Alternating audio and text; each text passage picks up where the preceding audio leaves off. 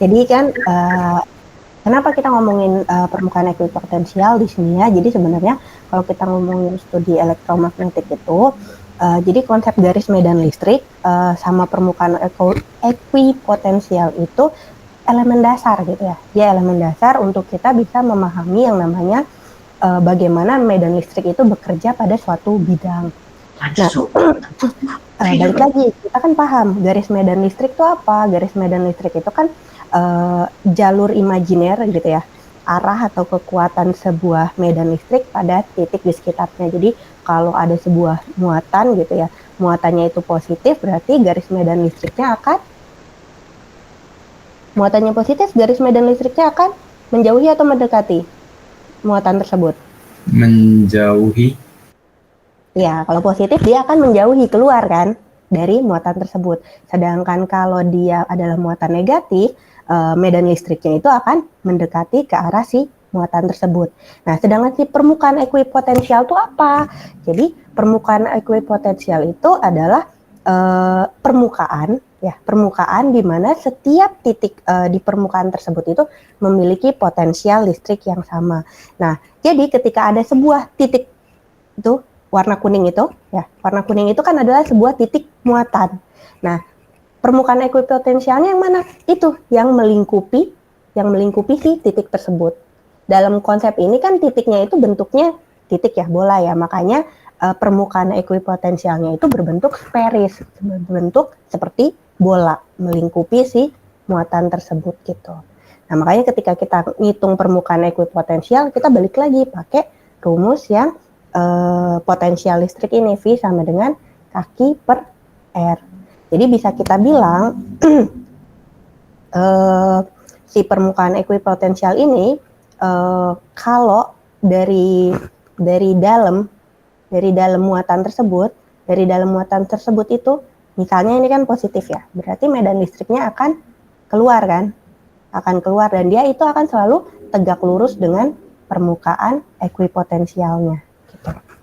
Ini Pak Afif mana? Boleh tolong dipindah nggak Pak slide-nya Pak? Nah, gini. Jadi di sini kalian bisa lihat ya, itu di tengah-tengah ada sebuah titik muatan ya. Ada sebuah titik muatan bernilai positif sehingga garis medan listriknya itu akan menuju keluar. Keluarnya gimana? Keluarnya akan tegak lurus dengan akan tegak lurus dengan permukaan ekuipotensialnya gitu. Makanya dia akan kemana-mana gitu, yang kemarin saya gambarkan ya, dia akan kemana-mana karena permukaannya sferis tadi gitu ya. Nah, sedangkan si permukaan ekuipotensial tadi sendiri itu nggak cuma sekedar satu lapis, sebenarnya ada banyak lapis gitu. Makanya di situ dilihat semakin dia dekat dengan muatan ya, ketika semakin dekat dengan muatan, maka potensial listrik yang ada di sana itu akan semakin besar. Nah, semakin dia jauh dari muatan, maka potensialnya itu akan semakin kecil, seperti itu. Makanya tadi dibilang, ini mereka selalu berhubungan antara yang namanya permukaan ekuipotensial itu dengan si medan listrik itu. Ya, jadi bisa dibilang di sini medan listrik yang diciptakan oleh muatan atau sekelompok muatan itu akan bersifat tegak lurus di mana saja terhadap permukaan ekuipotensial tersebut gitu. Nah, cara bergeraknya gimana? Dari yang besar, dari yang potensial listriknya besar menuju ke potensial listrik yang lebih rendah seperti itu. Mungkin kalau lebih jelasnya tolong dipindah Pak ke slide selanjutnya. Nah, ini dari sini bisa lebih clear. Kalian lihat ada dua buah muatan, positif dan negatif ya. Ada dua buah muatan titik gitu ya. Kemudian medan listriknya yang mana? Medan listriknya itu yang merah itu, ya kan? Yang positif itu yang sebelah kiri, muatan positif, maka garis medan listriknya akan menuju ke luar gitu. Sedangkan yang muatan negatif yang di sebelah kanan itu, garis medan listriknya akan semakin masuk menuju si muatan tersebut. Nah, si permukaan ekuipotensialnya mana? Yang warna biru tadi. Dia akan melingkupi si muatan-muatan tersebut gitu. Nah, di mana permukaan ekuipotensial itu ada banyak tadi, ada banyak lapis, di mana besarnya akan berbeda. Yang semakin mendekati muatan, dia akan semakin besar nilai potensial listriknya. Karena apa? Karena jarak dia ke muatan itu semakin kecil. Beda dengan yang birunya itu semakin besar. Ketika birunya semakin besar, berarti potensial listrik di permukaan ekuipotensial itu akan semakin rendah. Kenapa? Karena jaraknya akan semakin jauh dari muatan gitu. Ibaratnya muatan itu akan semakin sedikit mempengaruhi dia, makanya energi listrik di permukaan tersebut akan semakin kecil gitu. Oke, sampai sini? Ya, bisa dipahami ya. Nah, jadi ketika kita ngomongin permukaan ekuipotensial tadi, kita bisa menggambarkannya dalam bentuk kasus 3D ataupun kasus 2 dimensi gitu ya. Makanya kalau yang kasus 3 dimensi tadi, misalnya dalam bentuk si bola tadi gitu ya, bentuk bola gitu. Sedangkan kalau dia yang kasusnya 2 dimensi itu kita melihat permukaan ekuipotensialnya itu berbentuk lingkaran ya, bentuk lingkaran. Nah, apakah cuma berbentuk bola atau lingkaran? Enggak. Ada beberapa kasus dari tadi kan yang dijelasin sama Pak Hafid, misalnya ada 2 buah baja gitu, konduktor gitu ya, konduktor yang bentuknya lempeng gitu. Nah, berarti nanti permukaan ekuipotensialnya gimana? Permukaan ekuipotensialnya akan membentuk seperti bagaimana benda tersebut gitu. Karena yang digambarin dia tadi kan bentuknya konduktor kan ya, berpindah dari yang positif ke negatif gitu. Berarti nanti permukaan ekuipotensialnya pun akan berbentuk bidang sejajar seperti itu. Karena apa? Yang namanya permukaan ekuipotensial itu pasti tegak lurus dengan garis medan listriknya. Gitu. Ya, jadi ini bisa dibilang ini kayak apa ya?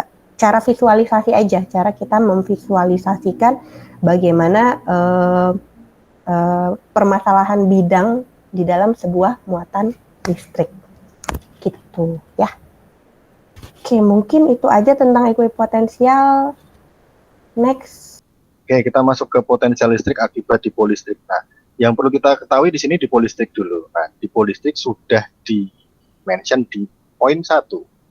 Dipol itu adalah 2 muatan di titik dengan besar yang sama, tetapi jenisnya berbeda. Ini dipol listrik yang dimaksud di sini. Itu ya, itu dipol.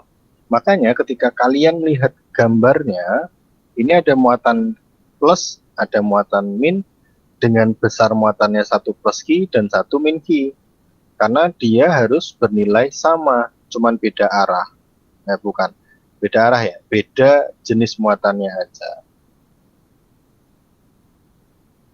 Maka ketika di sini kita menggambarkan ada 2 buah muatan pada sumbu Z dan dia ingin berinteraksi dengan titik P yang mungkin di sini menjadi titik sumbu Y atau mungkin sumbu X tergantung yang gambarin. Maka di sini Vp sama dengan V plus ditambah V min. V plusnya punyanya muatan positif, V minnya punyanya muatan negatif. Cuman saran saya begini, saran saya ketika kalian mau mengerjakan, ini dilabelin aja, jangan plus sama minus. Kita bisa melabelin, misalkan di sini kita pakai Q1, Q2, atau misalkan kita pakai A sama B. Kita boleh melabelinnya jadi A sama B, gitu. Sehingga di sini kita nanti menuliskannya VB plus VA gitu. Kenapa saya menyarankan seperti itu? Karena takutnya ketika di sini ada plus dan min dan tulisan kalian ruwet nanti di dalam menuliskan, kalian ketuker antara ini operasi atau dia indeks. Padahal V plus dan V min di sini plus sama minnya adalah indeks dari muatan positif dan muatan negatif. Maka saya merekomendasikan nggak usah pakai plus sama min di sini. Kecuali kalian mampu konsisten di dalam mengingat indeks yang kalian gunakan. Ini cukup rawan, nanti ke bawah-bawahnya kalian ngikut gitu. Oke, sampai situ lalu masuk ke persamaan, tinggal disubstitusikan aja. Sama ya, karena K per R dan K itu konstan, nilainya sama, K-nya boleh dikeluarkan. Tinggal plus Q dibagi dengan R plus, ditambah min Q dibagi dengan R min. Nah, ini R plus dan R min-nya itu juga sebenarnya ini adalah RA dan ini adalah RB gitu. Ini agak puyeng kalau misalkan kalian lihat, pasti di sini plusnya di depan, ini minnya di depan, kok di bawah plus minnya di belakang gitu.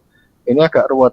Sedangkan ketika kita mencoba untuk mengubah ini menjadi seperti ini VB, min PA misalkan, ini akan lebih jelas bahwa yang atas itu sudah nilai dari muatannya, plus Hi dan min Hi. Ini kan nilai muatan ya, nilai muatannya yang tidak disebutkan dalam angkanya. Ini cukup memudahkan teman-teman untuk membedakan antara operasi dengan indeks tadi. Ini rekomendasi aja ya, kalaupun misalkan ada Pak, easy lah itu Pak, nanti gampang lah cincai. Ya enggak apa-apa, monggo aja. Kalau misalkan buat kalian, kalian masih teratasi dengan indeksnya plus minus, enggak apa-apa. Saya membebaskan. Oke. Kemudian ini sih sebenarnya R-nya sih yang bermasalah itu. Karena R ini dia sebenarnya dia ada di dalam sumbu X dan Y, maka kalian harus menghitung ini berapa, dia nilai tetanya berapa gitu. Ini P-nya apa? Momen dipol.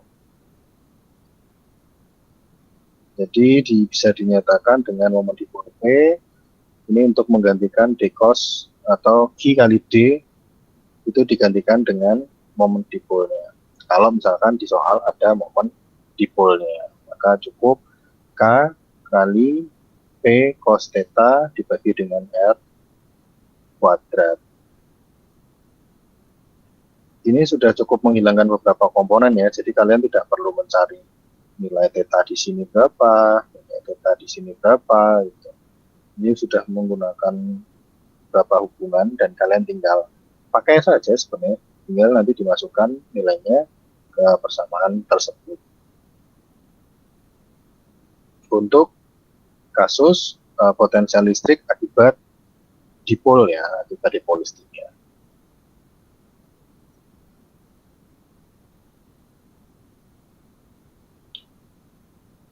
Selanjutnya ada potensial listrik akibat distribusi muatan. Distribusi muatan kontinu dapat dipandang sebagai kumpulan atau sangat banyak muatan titik sebagai elemen muatan. Masih ingat muatan kontinu minggu lalu kita bahas? Muatan kontinu itu nggak cuma titik, tapi bisa jadi dia berkumpul dalam bentuk garis, berarti satu dimensi. Kemudian bisa jadi bentuknya dia adalah bidang datar, dua dimensi, dan bisa jadi bidang ruang, 3 dimensi. Minggu lalu kan ada ya materi tentang rapat muatan 1 dimensi, rapat muatan 2 dimensi, dan rapat muatan 3 dimensi. Itu ada di materinya. Mungkin saya nggak tahu di kelasnya Bu Rahma, tapi saya coba mengingatkan lagi bahwa kumpulan dari muatan titik itu kalau berbentuknya 1 dimensi nanti bisa jadi muatan kontinu berbentuk garis, kemudian bisa jadi berbentuk bidang jika ternyata dia ada 2 dimensi di X sama suku Y itu dan seterusnya. Lalu di sini sama aja sih, persamaan awalnya kita pakai yang ini ya, kita pakai jumlahkan aja semua muatan yang ada. Ini karena dia muatannya banyak, karena tadi muatan kontinu. Kemudian distribusi kontinu masing-masing elemen bermuatan dq, posisi terhadap A jauh R. Maka potensial listrik oleh distribusi muatan kontinu kita masukkannya menggunakan integral dq per R. Ini untuk mengakomodir ruang ya. Jadi kalau misalkan kemarin ya sebenarnya kalian kan juga udah tahu bagaimana cara menghitung luas dari sebuah permukaan tidak beraturan misalkan, itu kan juga pakai integral ya. Kalau misalkan ternyata yang diberikan soalnya bentuk bidangnya sudah beraturan, misalkan persegi, atau mungkin di materi lalu ternyata bentuknya 3 dimensi, bentuknya bola dan tabung, maka teman-teman sudah bisa menggunakan persamaan volume atau bukan volume ya, luas permukaan bola dan luas permukaan selimut tabung untuk langsung di substitusikan ke persamaan tanpa harus kalian mengerjakan menggunakan integralnya. Jadi ini nanti lebih diprioritaskan untuk ini menjawab bentuk sih, menjawab bentuknya aja. Saya nggak tahu nanti kalau di soal UTS akan keluar atau enggak. Semoga tidak sampai yang susah-susah banget juga. Aduh, ya sesekan saya berarti hilang yang terakhir.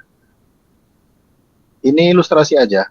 Jadi kan tadi saya sudah sebutin ya, distribusi muatan. Yang pertama, muatan terdistribusi dalam satu dimensi, dapat muatan persatuan panjang itu disebut lambda, ini sigma, dan ini v. Gitu. Jadi kalau misalkan satu dimensi, ya udah ini distribusinya pada bidang satu dimensi aja, bidang panjang aja. Kemudian kalau distribusi di dua dimensi, berarti dia ada luas gitu. Dia rapat muatan persatuan luasnya disebut menggunakan sigma. Kemudian yang terakhir di sini rapat muatan volume disimbolkan menggunakan V. Cara menghitungnya ya tinggal diinin aja. Misalkan yang ini berarti kalian lambda sama dengan H totalnya berapa dibagikan dengan L-nya, panjangnya berapa, panjang garisnya. Kemudian untuk sigma berarti kalian punya H per A, sedangkan yang di sini untuk rho ya saya salah sebut ya tadi, I per volume. Ini sudah mewakili penggunaan integral tadi karena bidangnya beraturan. Kalau contoh kasusnya bidang beraturan. Kalau ternyata bidangnya tidak beraturan, silahkan hitung menggunakan integral. Kita masuk ke permukaan ekuipotensial dan hubungannya dengan medan listrik. Ini delta V-nya di sini per delta S. Ini kita hilangkan dulu.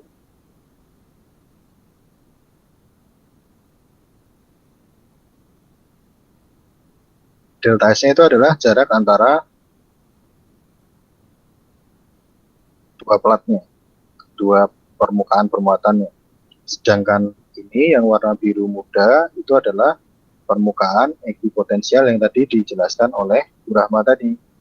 Jadi ada permukaan-permukaan yang dia dianggap nilai potensial listriknya akan selalu sama, meskipun tadi di gambar yang Bu Rahma gambarin ya pakai dipol tadi, itu kan meskipun kelengkungannya beda, nanti dianggap nilainya juga akan tetap sama. Ini lebih gampang ilustrasinya karena dia bidangnya berupa persegi atau persegi panjang. Ini tinggal di depannya berarti yang di seluruh sini dia akan bernilai sama, tapi di permukaan yang sini tidak sama dengan yang ada di permukaan sini. Jadi cukup di permukaan yang sama aja nilainya yang sama. Karena S-nya beda.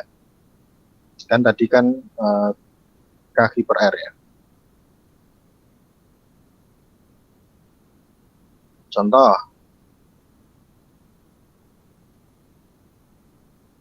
Tenang, masih 10 menit lagi. Oh, kurang dikit kok. Permukaan ekuipotensial dan hubungannya dengan medan listrik. Yang pertama, contoh 9 ini keterkaitan antara medan listrik dan potensial. Lempengan suatu kapasitor dipisahkan dengan jarak 0,32 meter dan beda potensial antar lempeng tersebut adalah min 64 volt. Beda potensial antara A dan B itu adalah 64 volt. Jarak delta S-nya ini ada di 0,32 meter. 0,032 meter. Kemudian antara dua permukaan ekuipotensial yang ditunjukkan dengan warna biru terdapat perbedaan potensial sebesar min 3 volt. Tentukan jarak antara dua permukaan berwarna tersebut. Jadi kalian disuruh nyari yang awalnya delta S-nya udah tahu, sekarang kalian suruh nyari delta S yang di sini. Misalkan ini delta S1 gitu. Disuruh nyari juga. Ya sama di sini. Maka silahkan dimasukkan, kita punya E sama dengan min delta V per delta S, kita tadi punya min 64 volt per 0,0 32 ya. 32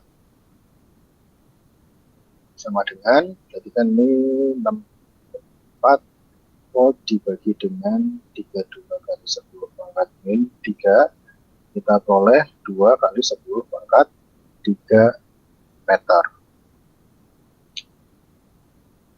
Bukan meter sih, itu volt per meter.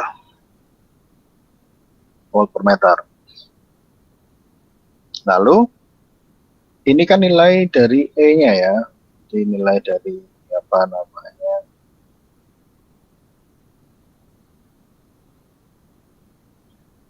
lalu untuk delta S-nya, maka delta S-nya kita balik dari Medan itu,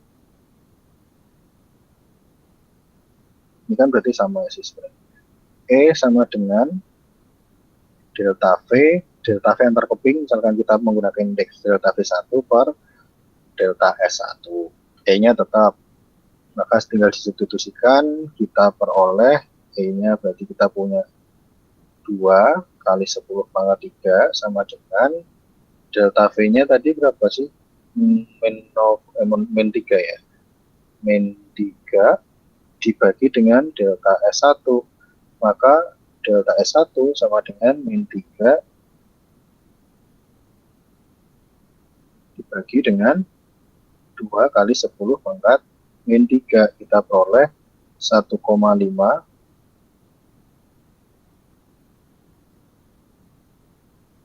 ini min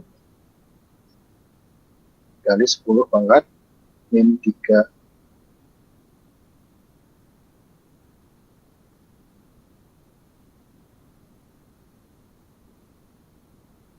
Ini minus juga, jadi ini positif.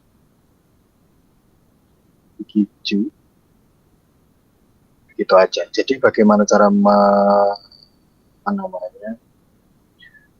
menghitungnya? Berarti kita menghitung medan listrik di permukaan ekuipotensialnya itu berapa, atau enggak medan listrik dari A ke B ini berapa gitu. Itu yang pertama. Kemudian untuk menghitung yang di sini ya berarti karena dia masih terpengaruh medan listrik yang antara A dan B, ya kita pakai medan listriknya A dan B gitu. Untuk jarak dan beda potensial antara dua permukaan ekuipotensial. Lalu di sini ada medan listrik dan potensial listrik E dari V. Untuk medan listrik konstan dan arah perpindahan muatan yang tegak lurus telah diperoleh. Ini sama sih yang barusan. Kemudian ini X, Y, Z jika dia berupa ruang ya. Ini jika ternyata bukan ruang sih, koordinatnya dia ada X, Y, Z-nya. Kalau yang tadi dia cuma pada satu sumbu, berarti dia cuma misalkan ini dia cuma punya koordinat X saja, atau Y saja, atau Z saja, maka di sini dia punya tiga-tiganya, ya silahkan nanti untuk S-nya dicari nilai besar perpindahannya dari koordinatnya. Nanti tinggal dihitung menggunakan kuadratnya, ini pakai trik Pythagoras.